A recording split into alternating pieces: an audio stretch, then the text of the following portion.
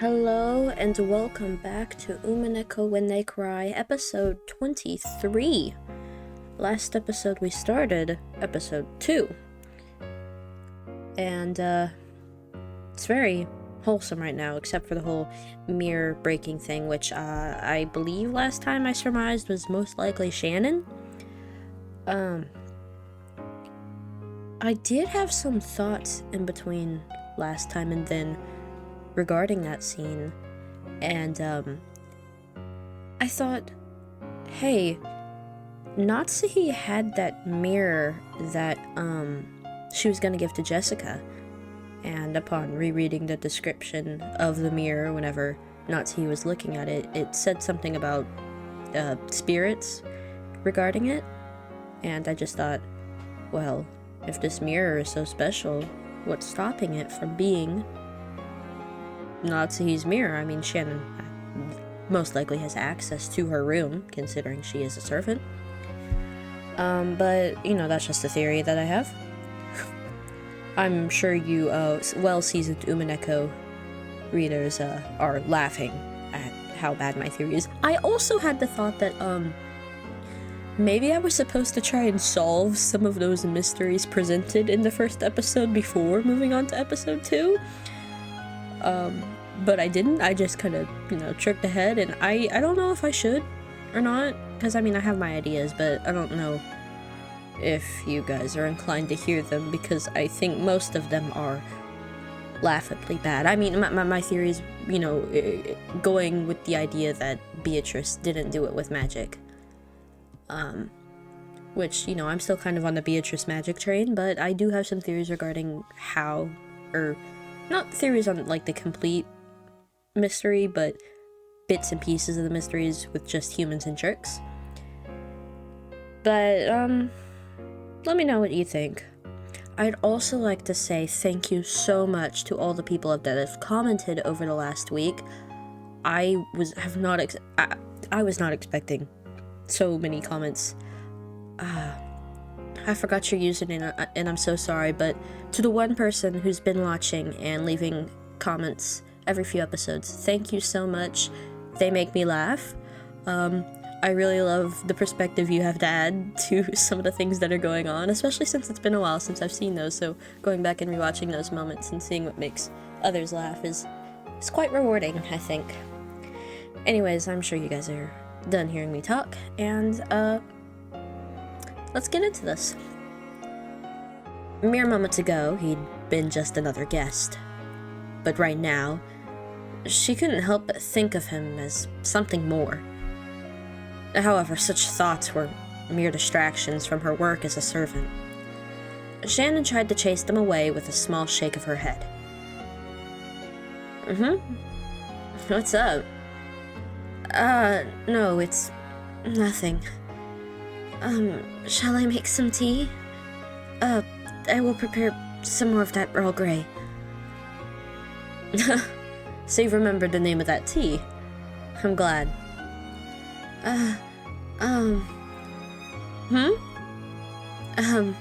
Thank you for your concern back then. Shannon was finally able to put her gratitude into words. If she wrote it out, it wouldn't be very long, but Shannon had needed a little spark of courage to say it out loud. But George played dumb. What do you mean? I don't remember doing anything I should be thanked for. He seemed to be playing the gentleman in his own way, letting her know he wasn't doing it out of a desire for gratitude. George's response seemed to be more or less exactly what Jessica had predicted. She couldn't help but burst out laughing. See? Isn't he a bit of a show-off at times like this? No, that's not... Jessica poked fun at Shannon as the latter remained silent, red-faced. George didn't know the details, but he naturally joined in, laughing the same way. The three of them lazily walked around the garden, catching up on recent events. George, as the oldest cousin, talked about his life experiences. Jessica talked about recent life on Rokunjima, and Shannon talked about her recent work. They kept going on about those trivial things. Even when Shannon heard the others talk about deeply interesting things. She never felt any particular interest in the actual content of their stories. She was nothing more than a servant, and she had no intention of delving into her master's lives. She simply wanted them to enjoy their time speaking with her, and would only pretend to listen intently and nod at the right moments. Oh, Shannon. Enjoy yourself, little girl, come on. But for some reason, the things George talked about today seemed to catch her interest powerfully. Even things she'd normally ignore felt like they contained a trace of kindness behind the words. For some reason, she wanted to know more things about George, no matter how trivial. So, she stared fixedly at him. She thought that as far as looks went, this Ushirmia George was probably about average and didn't stick out in any particular way. That's crazy. Shannon, oh my god. But he was diligent, serious, and had a deep prudence which allowed him to understand people's hearts and show concern.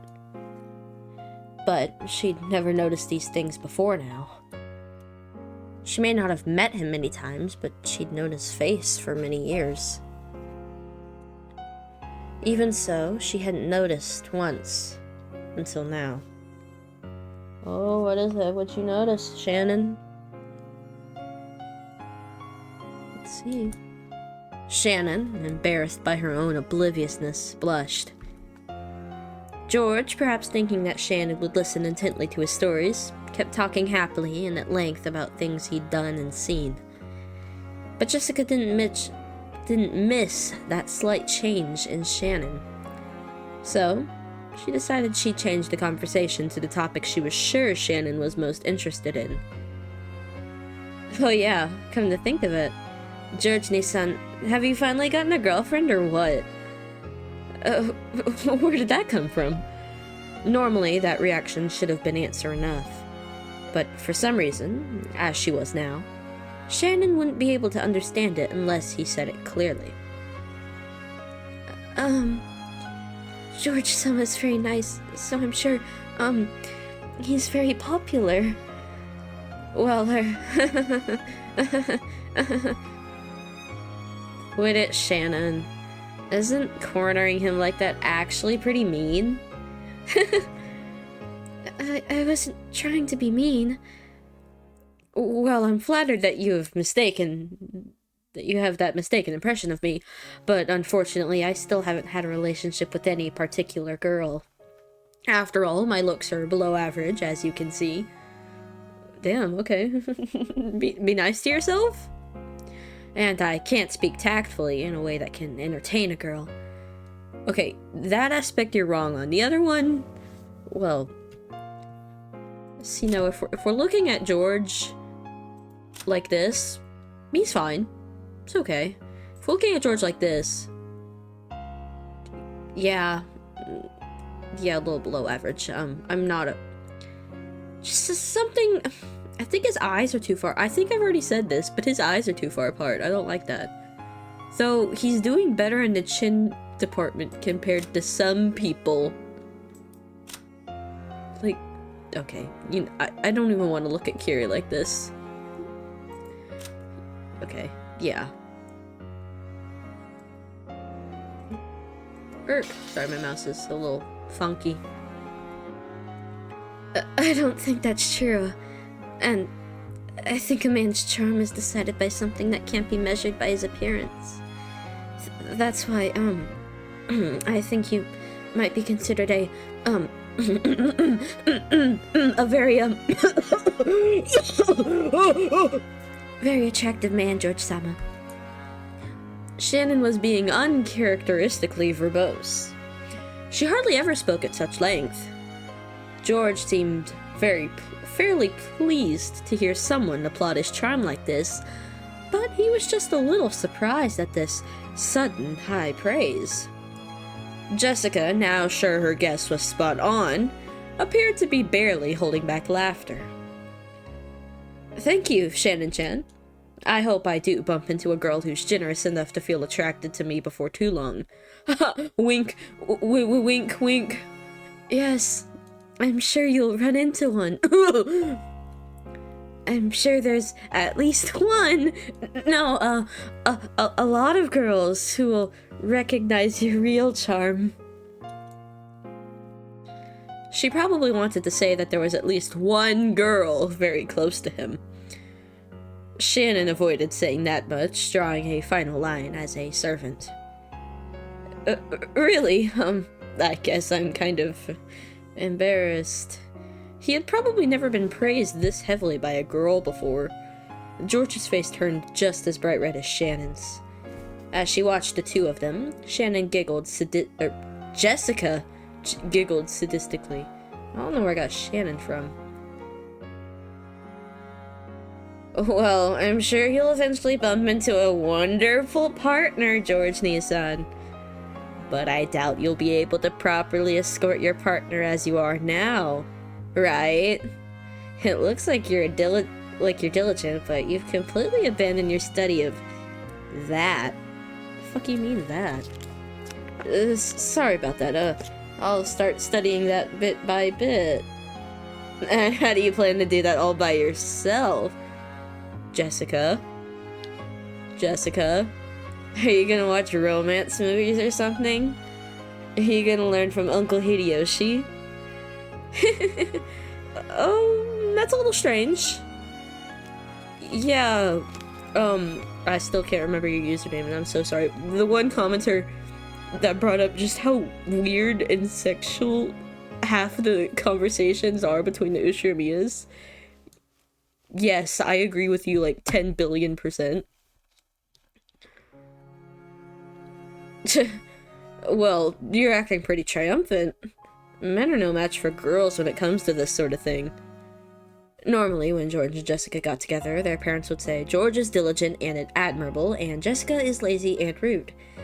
So it was probably unbearable fun for Jessica to have their roles finally reversed. George realized this as well, so he resigned himself to being the one getting teased for once. So, George Nissan, as long as you're okay with it, why not practice a bit with Shannon? It'll be your job to keep Shannon entertained all day long on a date. What do you think? What are you... Oh god, is it worth getting fired for this? M'lady. When she heard Jessica's audacious plan, Shannon's face turned bright red with a poof, and a donut of smoke started to rise from her head. Metaphorically, of course. That's a very tempting plan, but I wouldn't want to burden Shannon-chan. It'd just end up wasting one of her precious days off, wouldn't it? I'd be betting in on that sacred time that she should be spending alone with someone she really likes. I couldn't do something so boorish. I also, don't have a person I have feelings for or anything, so, there's no need to hold back for my sake. Shannon's blood had all rushed to her head, and it looked like even she didn't know what she was babbling about. Jessica, who knew how Shannon normally was, seemed to be finding this hilarious. She couldn't hide her cackling laughter anymore. Is that true? I can't believe a cute girl like you would be single, Shannon. She lives on an island, bro. she works as a servant. I don't know what kind of lifestyle you're expecting she has.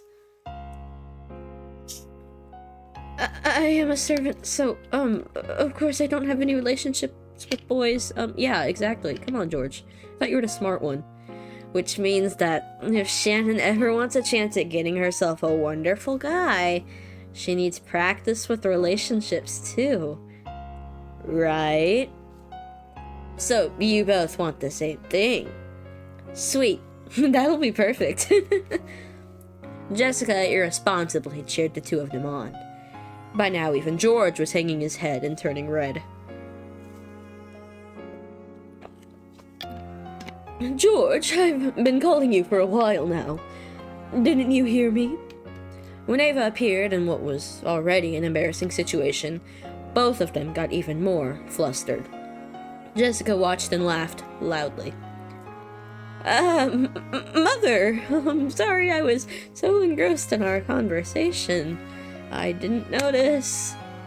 Oh, Ava-sama, you have my deepest apologies. It looks like you young kids are really getting fired up together. You're all about that age. Oh, I know how kids your age can talk about that sort of thing forever. Come on, you're still young yourself, Aunt Ava. Please, tell us how you and Uncle Hideyoshi met. Oh my, there's no way I could say that. It's wildly inappropriate. You all are really so young. So, what is it, Mother? You called because you wanted something, right? Your father and the rest have finished talking. We're going to talk to Grandfather about you, so come on. About me? What could that be? The same thing you were all talking about just now. You know what I mean, right? We're going to marry you off. So, say goodbye to that little girl you love. Oh, that isn't really something we need to talk to Grandfather about, right? What's going on? Wait, George-san, are you getting married? Congratulations! Fuck, I missed my chance. No. Didn't I just say I didn't have a particular woman I was interested in? That isn't something to brag about, is it? Come on, George, at your age, I was getting boatloads of bitches. Good grief. Ava smiled bitterly, looking a little exasperated. Oh, I get it. George-san, it's one of those, right? And Omiai, a marriage meeting. A marriage meeting, you say? Shit. Why am I an orphan? Well, yeah. Whoops. Surely, as a man, George wanted to find a partner by himself and bring her home with him. But he's rich. So it seemed he thought it a bit pathetic to meet his partner for the first time in a marriage meeting arranged by his parents. Shouldn't marriage meetings be done at a more mature age? I still don't feel like I've become a full-fledged adult. Aren't you like 20-something? Of course, we have no desire to rush into an immediate engagement or marriage, right? There's nothing wrong with deepening your friendship first, and then having her move to our family register after you've gotten older and settled down. Judging by Ava's forceful attitude and George's non-committal one, the others could catch a glimpse of the story behind this marriage meeting. They didn't know who George was supposed to be meeting, but it was surely someone who would profit Ava's family in a business sense. The very fact that they'd be satisfied with a mere engagement to deepen the relationship between the two families rather than an immediate marriage made it feel almost like a political maneuver. You see, marriage isn't something you should enter into only after you start liking someone. You marry first, and then you adjust. No, I disagree, but okay. If you marry based purely on emotions, you'll always end up regretting it. There's certainly nothing wrong with choosing a person with a secure background for your partner in life, and then developing your affection later. Aunt Ava, isn't that kinda rude to Uncle Hideyoshi? I love that man. I want to always be with him and to live my life by his side. Well, okay, that's nice. I like that. Thank you, Ava. Ava-sama, that's wonderful. It's really splendid. Can I have your son's hand in marriage? What? Thank you. But we built up those feelings while we were husband and wife, you see. And I believe that in the future we will be much, much closer than we are now. You know, I'm thinking of planning a trip to the Maldives soon. I think that's what's best for a married couple. Still, I don't think you can use that to argue that it's okay to marry someone you don't even like. But it also doesn't mean that it's okay to marry anyone as long as you like them. It only takes an instant to get married, but your life as a married couple will last a long, long time after that. So you should search with prudence and avoid making decisions based on momentary emotions. Don't you think a matter like this would be better handled by us, rather than a person lacking in life experience such as yourself? That may be true, but I'm proud of you, my only son. You've grown magnificently, and I'm sure you'll do us proud no matter where you go. As long as, you marry who she wants you to, I assume, George. So. And now that Battler-kun has left the family register, you are father's only male grandchild carrying his blood. How old are these characters? Because if Battler has left the family register, that would imply that that was when he moved in with his grandparents, which was 6 years.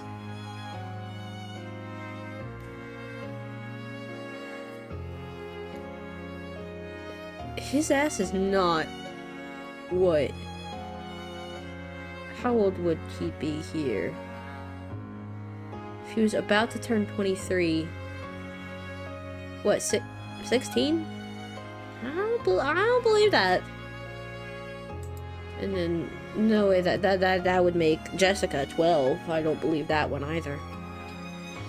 We must prudently choose a fitting partner for you. As everyone related to the Ushimiya family knew, Ava adored George immensely. But that didn't mean she had pampered him. She had been strict with him and had raised him into a wonderful boy who wouldn't betray her expectations. That was why she treasured him so. Your partner certainly won't be selected based on your parents' profit and loss. I'll bring you a suitable and truly wonderful woman. At this moment, your immaturity might make this seem unpleasant to you. But if you're going to take my advice on anything, listen to me now. Have I ever failed to act in your best interest? No, you haven't.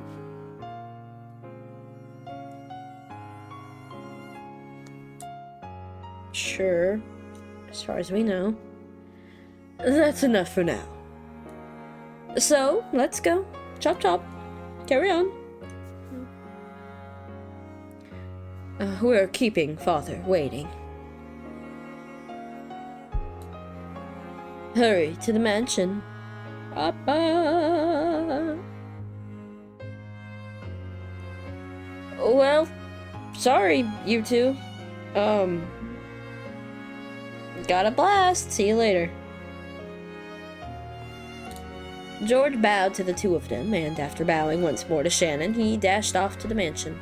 Oh, we're back to dashing, because we just gotta dash and dash and dash and dash and dash and dash. I'm sorry. I'll be going with him. Forgive me for interrupting such an entertaining conversation. Jessica-san, Shannon-chan. No, please don't worry about it. Sorry, I just had a thought about that mirror again. I'm sorry, I'm kind of locked in on this mirror. It's mostly because I'm seeing Jessica right now.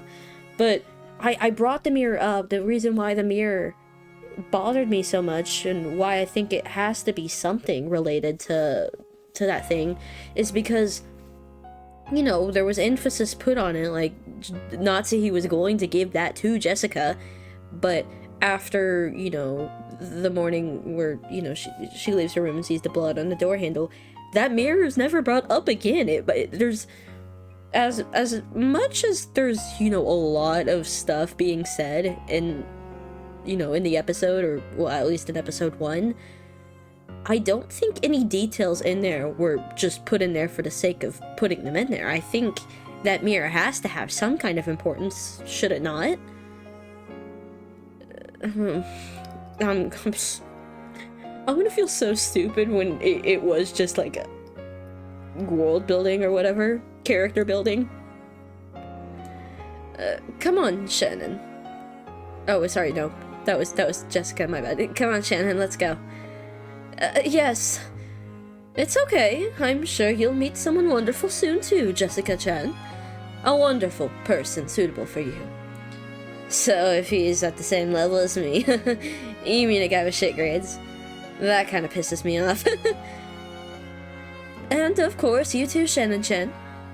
As nice as a husband a servant girl can get. I'm sure that a wonderful man suitable for you will appear. Yes. Thank you very much. And as Ava giggled and smiled, she approached Shannon's ear with a hand over her mouth as though she was trying to tell her a secret. Stay away from my son now, okay? Huh? I'm sure you'll find a perfect match for a lowly servant like yourself. Okay, I didn't think she'd actually say it. I didn't think she'd actually say it. Oh my god, Ava, chill. Have you forgotten to be grateful for your education? Know your place. That's not what I meant. George is the eldest grandson carrying father's blood. He's a person who may bear the burden of the Ushimi family someday in the future. To answer to that expectation, he has studied tirelessly, entered a wonderful college, and is getting wonderful grades. Okay, yeah, so he's called... Okay, so this is not a flashback at all. Like a way flashback. He's still 22, 23. Did you really think you could snatch George away? You uneducated, incompetent, unqualified, uncultured servant? Those malicious words all poured into Shannon's ear without spilling a drop. To Shannon, it was like cold water was being poured in there. I didn't mean... This was all whispered to Shannon in secret, and with the same smile as before, Jessica, who could only see Ava's expression, didn't think it was anything other than Ava telling Shannon some embarrassing story about love. When their secret conversation ended, Ava patted Shannon's shoulders as though she was urging her on. Don't worry. I'm sure you'll find a perfect match for a partner. Right?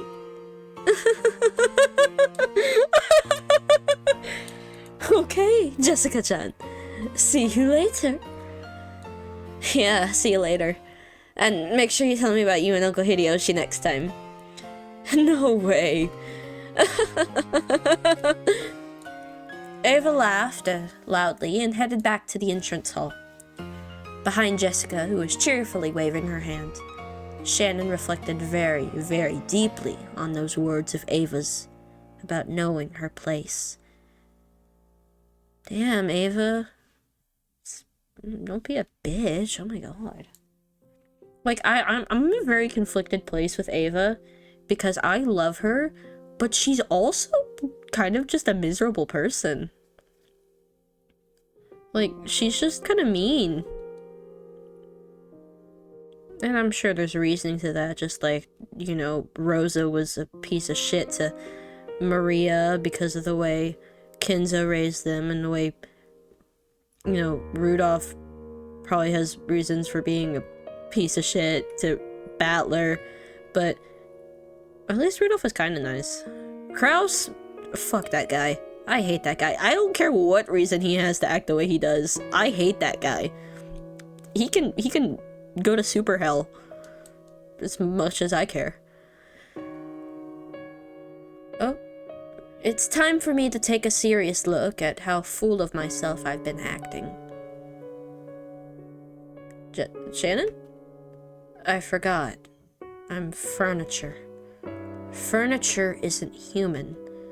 So, I'm a being who must feel gratitude for even being treated like a human. And I am not permitted to wish anything for anything more. People sometimes develop affection for furniture they're used to using, but that is an emotion on the human side, and the furniture has no right to hope for such a thing. It's enough that furniture serves with simple honesty day after day. That feeling I got when talking to George-sama and Jessica-sama is the same as a forbidden drug to me. In other words, it may be an emotion I must never experience. Shannon, you've had your head in the clouds for some time now. Do you not feel well? No. My apologies. Natsuhi's words were right on the mark. Even Shannon couldn't believe that she hadn't noticed Natsuhi until she had called. Normally, it was essential that she focus on her cleaning at this time of day. But she'd spent all her time sighing and hardly making any progress. Even when there aren't any guests around, you must always be alert. Behavior like this is shameful for an Ushimiya family servant. Yes, ma'am. I will take care from now on. The head and my husband will return very soon. Have you finished cleaning the study? Have you finished cleaning the staircase? My apologies. Not yet. Yes, I know. So I had Lunan do it. Lunan? I don't know who that is. While you were plodding around, cleaning the hallways, she finished cleaning the study and the staircase. That's because, I wanted to clean it properly, so it took some time. Shannon was simple and honest, so she would always carry out her tasks seriously and properly without any omissions. So, she was always slow with her work. In contrast, Lunan cleverly avoided doing extra work whenever it was possible. So, she can complete her jobs with a result that looked almost the same to an outsider, but in a much shorter time. In other words, she was a shrewd employee. Compared to that, it's probably fair to say that Shannon wasn't very shrewd at all, talking back to Natsuhi when Natsuhi was in a bad mood. Of course, there was nothing that Natsuhi couldn't stand more than a servant talking back. Her forehead creased and she spoke sternly. And yet her slow, admonishing style of speech was even more terrifying and finally made Shannon realize she had said the wrong thing. Then perhaps you should aim to do a truly thorough cleaning. Shannon, I order you to clean the reception hall right now. It is an important hall where several pictures, treasured by the head, are displayed and where honored guests of the Ushimiya family are welcomed. Clean it thoroughly so that not a speck of dust remains, and so that even you are satisfied. Of course, you will finish before the day is out. Until you finish that and report to me, you will not be permitted any food or rest. Understood? Yes, madam. That is good. Servants should endeavor to only use those words. The next time you talk back, your punishment will be even more severe, so with that in mind, engrave these words into your heart. Yes, madam. Thank you for your guidance. You are welcome. Behaving as though her headache was troubling her, Natsuhi headed off down the corridor. When she couldn't see her anymore, Shannon hung her head inside. This was what happened when she had her head in the clouds. Even though I'm bad at everything I do, I should be able to at least carry out the cleaning as well as an average person can, right? It's because I can't even perform that very well that I'm crying so pathetically. But what's even more shameful is that not only have I been unable to perform a single bit of cleaning well, but just now when Natsuhi was scolding me, I imagined that person appearing and rescuing me. If only George-sama were here, would he casually step in and save me? Surely he'd show up cheerfully, intentionally acting like he didn't know what was going on. Nimbly change the subject and make me forget I've ever been rebuked by Natsuhi. I kept envisioning him, suddenly appearing from the other side of the door, or at the other end of the hallway. I envisioned the kind of person that would be an appropriate partner for him in a marriage meeting, and I envisioned how unfitting I was for him. Ava clearly told me. It's been repeating over and over in my dreams. You're still as clumsy as ever, Nissan. Milady has been in a bad mood since this morning. That just now happened because you talked too much when you should have just hung your head in silence. Canon was suddenly there. His footsteps were always quieter than a cat's, and he never left any trace of his presence. He probably could have stood there forever, and she still wouldn't have noticed him. The expression on Canon's face was one of hatred. He made that expression for Shannon, who didn't know how to do it herself. Madame and Lunan can fall into hell. That person knows where Madame checks and only cleans those areas. Her cleaning just now was like that. I know because I saw. She wasn't really cleaning. She's just the worst kind of parasite, leeching off your thorough cleaning. You mustn't use such dirty words. Dirty words pollute your clean soul, Canon-kun. So at least don't use those words in front of me, okay? Canon turned away as though sulking. It was a reaction that hid his true feelings, which was very like Canon. But I was a little happy. He was getting mad for my sake. Cleaning the reception hall will be tough. I'll help. Thank you. But I was the one Madame ordered, so don't worry. Don't you also have your own work, Canon-kun? It's a filthy job. My soul was polluted long ago. Canon then hung his head and bit his lower lip. Just hearing you say you'll help is enough for me. If you don't go back to your own job, then you'll be punished as well. And that would make me sad. Shannon knew Canon's character well. Sometimes he didn't think enough about himself. If I don't refuse forcefully, he'll help me even if it means neglecting his own job. Canon was a little sad that his goodwill had been rejected, but he realized that what he was doing would only hurt her more in the end, and he gave a single, small sigh. Understood. Do your best, Nissan. Yes, and I am also partly to blame. You aren't at fault at all, Nissan. No, I am. So, go now. Canon-kun's face showed that he still hadn't completely accepted it, but without being any more obstinate, he disappeared. Even though Canon-kun came to give me words of comfort when I was down, even so I was dejected again because it wasn't him. That in itself was a sin. It went far beyond any dreams the likes of me could be permitted to see. I don't know my place.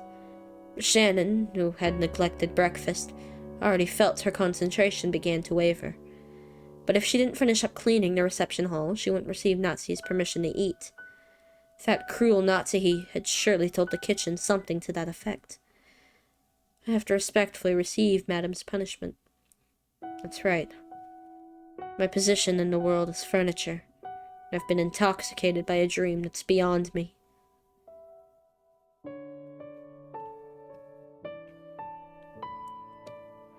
I finished cleaning the hallway and went to the reception hall. Maybe my hunger made my nose more sensitive. I haven't seen this picture before. New background, I guess. I could sense a delicious aroma wafting from the kitchen, even though it was far away, and my empty stomach was encouraged even more. Until I finished up here, I wouldn't get any soup. I just had to resolve myself to doing it.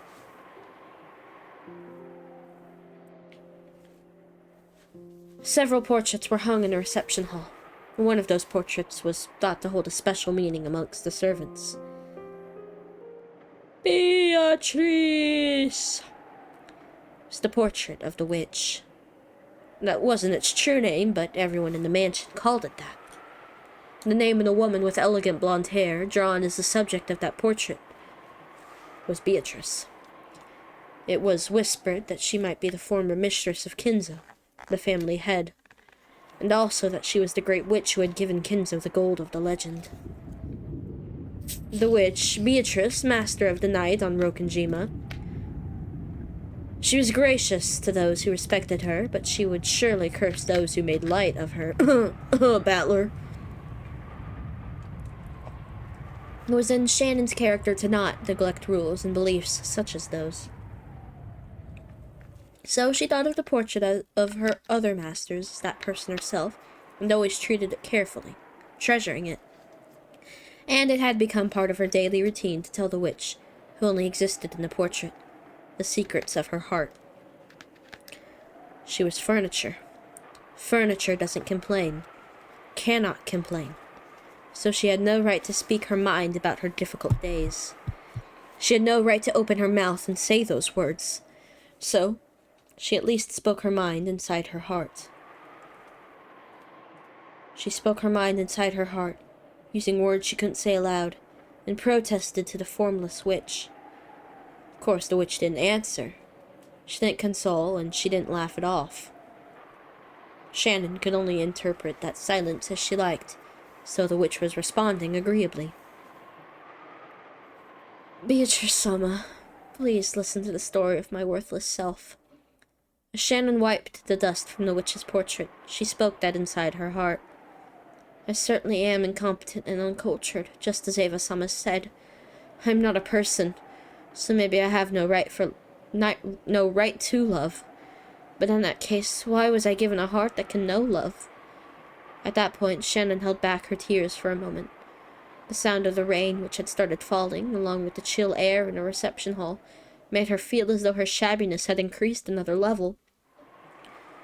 Real furniture doesn't have anything like a heart. So they don't have to love people, right? So they don't feel pain. If I'm just another piece of furniture, why do I have a heart? If it's going to be this painful and this harsh, I wish I was never given a heart like this. Oh. Oh. Oh. Whoa, whoa, whoa, why are we laughing? Who's speaking? Who is this? Is this Beatrice or is this Shannon? I'm gonna refrain from doing either. I see. Oh, okay, it's Beatrice. I got a little critique on my British accents, by an actual British person. Shout out. You know who you are. And yes, I am talking to you. If you question it, I am talking to you. So, brace yourself. It's still gonna suck. I see. So a heart was given to furniture. It would seem that even that man is capable of some quite amusing things every now and then.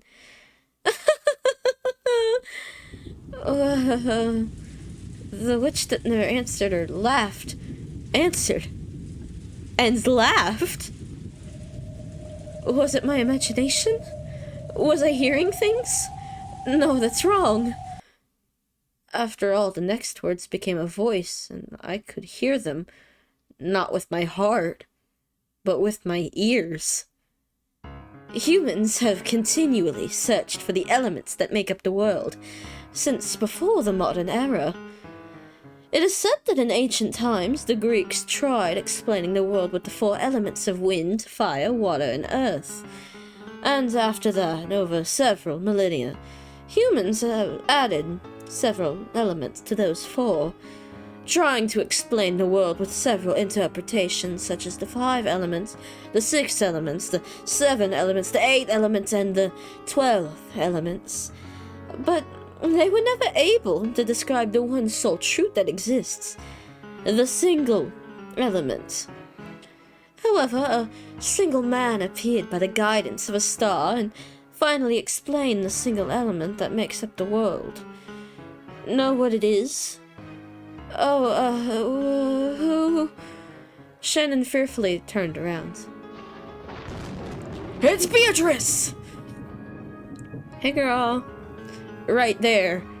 She existed. Not as an illusion, but as a reality. The contrast made by the lighting made it clear that this was no mere daydream. It's love.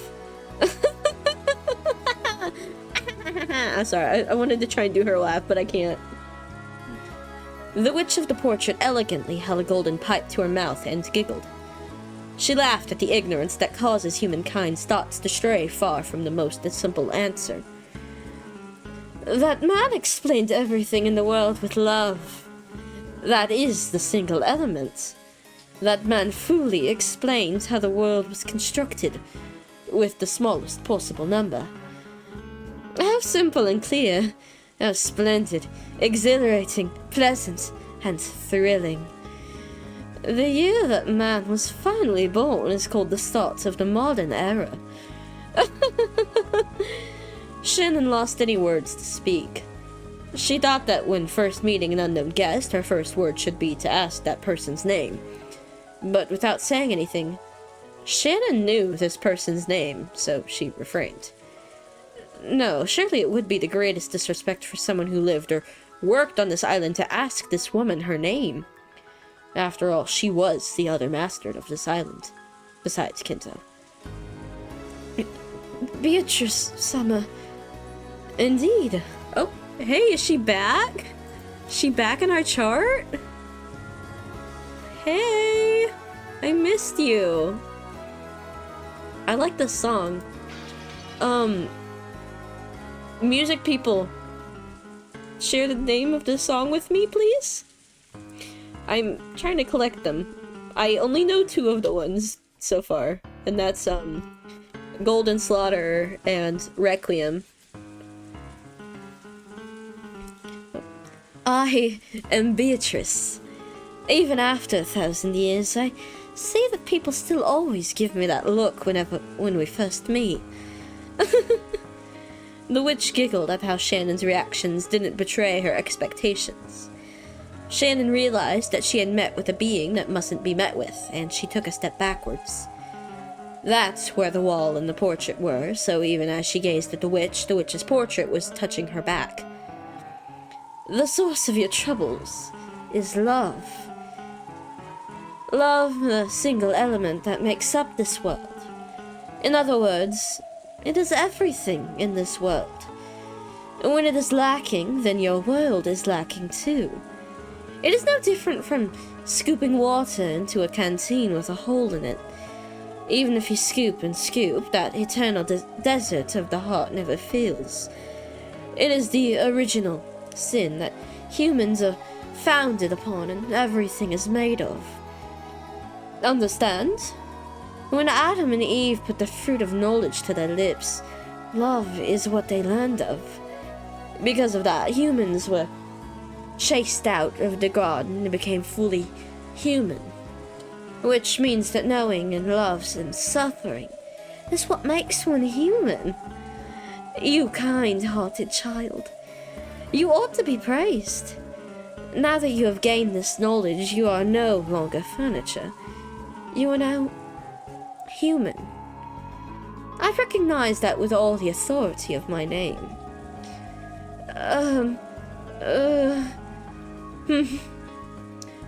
Is it hard for a common person to understand?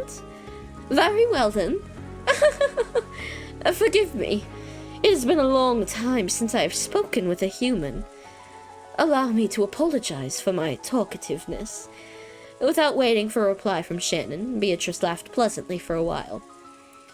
Perhaps this isn't much of a way of an apology, but I would be willing to grant that wish of yours with my power, if you so desire. The meaning of those words surprised Shannon even more than the witch's sudden appearance. I am offering to bring you and the one you love together. Normally, I would demand something of equal value in return. I'm in a good mood, and you have never failed to pay your respects to me in the past. That is something worth rewarding. Is that true? Normally, Shannon would have been shocked and struck dumb by this seemingly impossible guest. However, almost as though she was already under the witch's spell, Shannon responded. With my magic, it would be no trouble at all to arrange for you to be joined with the one you love. Yes, of course. Shannon almost said that without thinking, but held back with her last bit of common sense. After all, this is a witch. A sinister being. The witch Beatrice is clearly trying to slip in through the cracks in my heart and take me prisoner. That sort of temptation, which so many fairy tale picture books warned me about when I was young, is right in front of me now. Fear is also a form of respect. It may be pleasant for me, but we will make no progress this way. I may not differ much from the image of a detestable witch that you hold in your mind. However, I do bestow my favor upon those who respect me. Aren't humans the same? Well, I doubt any human would bestow a favor upon one with such a hostile attitude. My apologies, I didn't mean... Shannon eventually realized how rude she was acting towards this guest, and she finally digested the words that had been spoken to her a short while ago. You are no longer furniture. Now you are human. She reflected upon those words. Shannon felt as though the witch understood all her worries. Was that, just now, about a reward? I say that I can arrange for you to be joined with the man who has captured your heart. Think of it as a sign of my gratitude for your diligence in polishing my portrait day after day. Calm yourself, I ask for nothing in return. I am generous. However, though I ask for nothing in return, I do have a request. Look, here it comes. Part of Shannon's heart sent her a warning. This is what all those scary picture books she'd read when she was little had warned her about. Do you know of the small torii and shrine that have been constructed on the ocean very near this island, which you can see when you gaze at the cliffs? Shannon immediately remembered it. When you reached Rokenjima by boat, there was a torii and a shrine on a reef that was too small to be called even an islet. I'm pretty sure Kumasawa-san told me its history, but I can't remember it well. A traveling shugenja, a kind of holy man, had built it or prayed there or something. Yes, I know about it. But why do you bring it up? I will not explain everything, including the very basics to one ignorant of demons. Simply put, it's causing me trouble. The truth is, there's a mirror kept inside that shrine. I want you to break it. It was quite a suspicious request. Shannon didn't know the details, but anything stored inside a shrine would have to be something sacred. Like IBN 5100. What? And she wants me to break it? Why would a witch ask a human for help instead of doing it herself? There was no need for Shannon to speak her thoughts aloud. Beatrice responded to Shannon's reasonable doubt before Shannon could give her answer. The magical power of that mirror opposes my own. I cannot explain it well with human words. For example, let us speak of the differences between utensils. That mirror is a fork and my power is soup. You cannot drink soup with a fork, correct? If only the resistance of that mirror were gone, I could produce a spoon ideal for drinking soup. After that, I could drink soup as I pleased, and even dig my way out of a rocky prison. I could even gouge someone's eye out with it. Was that not the phrase? I don't know what you're talking about. If my poor education is to blame, I apologize. It comes down to this. If you take action and break that annoying mirror from me, I shall grant your wish as a reward. I am in quite a good mood today. You may even change your wish and receive all the gold I bestowed upon Kinzo, if you so desire. I see. I refuse. What? When she heard Shannon's words, Beatrice realized for the first time that her expectations had been betrayed. If you have a reason, tell me. If there's been some misunderstanding, I shall resolve it. I don't really understand the reason, but up until now this island has been at peace, and nothing bad has happened. So even if I don't break the mirror, the peace that has existed until today should continue into the future. Yes, you are quite right. It's just as you say. If you don't break the mirror, the same unbreakable days that have passed until now will continue into tomorrow and the next day, why don't I give you an absolute guarantee? I shall stake my name, Beatrice, on it. The unbreakable days before this time will continue into tomorrow and the next day, and for eternity, in perpetuity. Oh, the clock's slow. The clock is slow now. Shannon felt overwhelmed by an eerie illusion. The mirror probably existed for the purpose of restraining the witch. So if Shannon broke it, the person who stood to gain was supposedly the witch herself. And yet Shannon felt somehow that she had to do it for her own sake. It felt like some premise had been switched around. I will do nothing but grant you a chance to bring your feelings to fruition. It's up to you to decide whether you'll break it or not. If you break it, I shall grant your wish. If you don't, the tomorrows that came before today will continue for all eternity. Your wish will not be granted for all time. Do you understand? Do you see what I mean?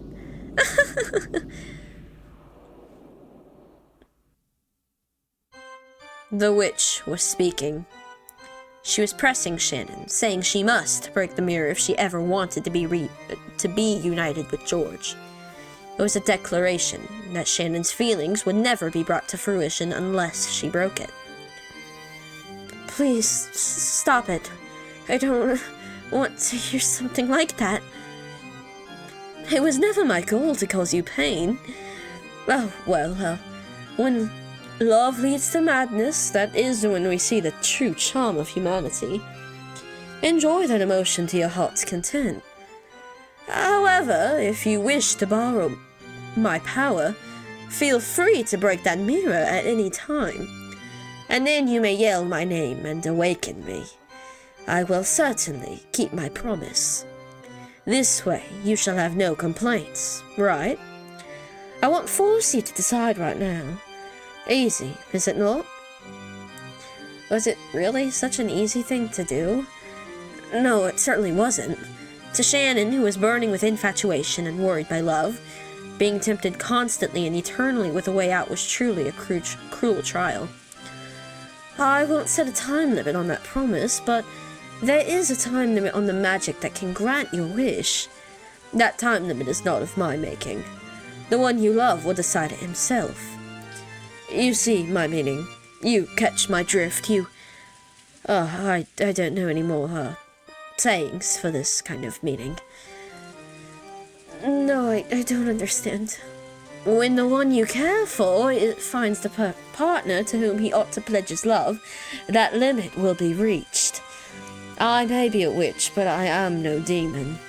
I possess no magic to tear apart a pair of those who love each other. Oh! Okay, that kind of makes sense with the... Oh! So she technically didn't kill...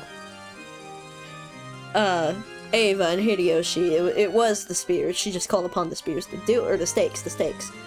Because, wait, shit, what does it got to say? Oh, is it kind of like that, like, justification that Jigsaw has? Like, oh, I didn't kill them. They had a means to escape. They just didn't want to live enough to survive. They could have survived my horribly rigged trap. The one you love will soon be attending a marriage. Oh, sorry, this is still Beatrice.